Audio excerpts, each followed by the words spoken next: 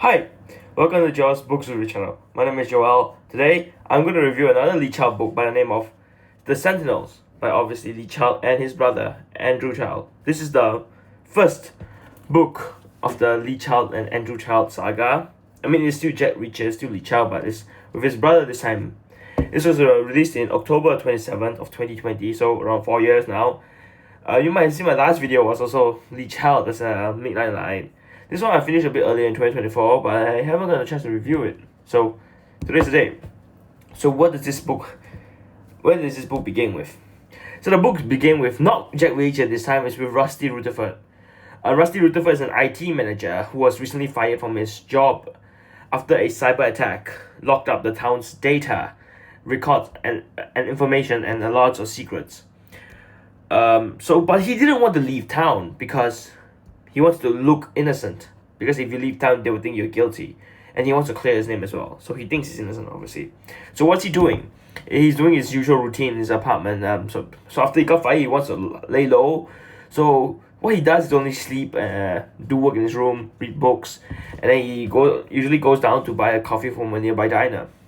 So while this is all is happening, his normal routine, Jack Reacher has no particular place to go.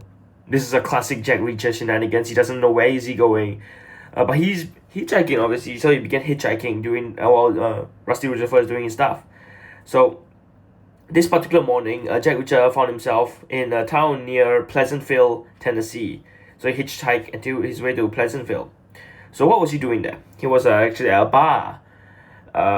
He wants to listen to the music obviously, and then he finds out that the band was ripped off by the owner, so he decided to pay the owner a visit, and he do his shenanigans and beat the owner up, and they get what they have.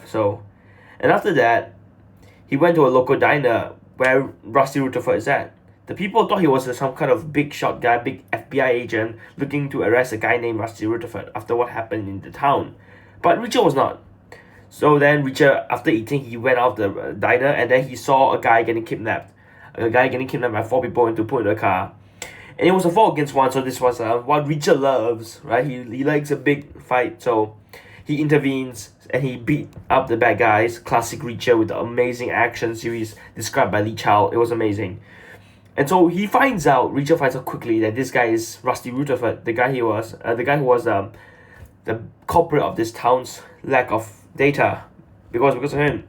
So Reacher asks Rusty Rutherford, what is happening in this town? What is going on that he is not telling? So Rusty Rutherford did tell him. So Richard became intrigued after what he told, and there's more to the story that Rusty Rutherford obviously isn't telling. So he realized that the bad guys who jumped Rusty Rutherford were part of something more larger and more deadlier than he could ever imagine, than what could Rusty Rutherford imagine too. So this involves a conspiracy, a cover-up, and murder, all centered on a mosey little guy in a coffee-stained shirt that has no idea what he's up against. So yeah, obviously, it's Rusty Rutherford. He has no idea what he's doing. And so this became more of a deepened plot of the FBI agents of what's happening.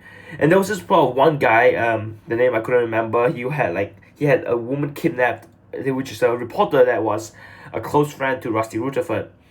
And because I think he knows that Rusty Rutherford was up to something, but maybe it wasn't him. So this was what all the book was part about. Like, did he really do it? Did he really not do it? What happened? What was happening in this book? And so yeah, this is a very good book. This book is amazing, very action-packed, very a lot of fighting scenes that were described amazing by Lee Child.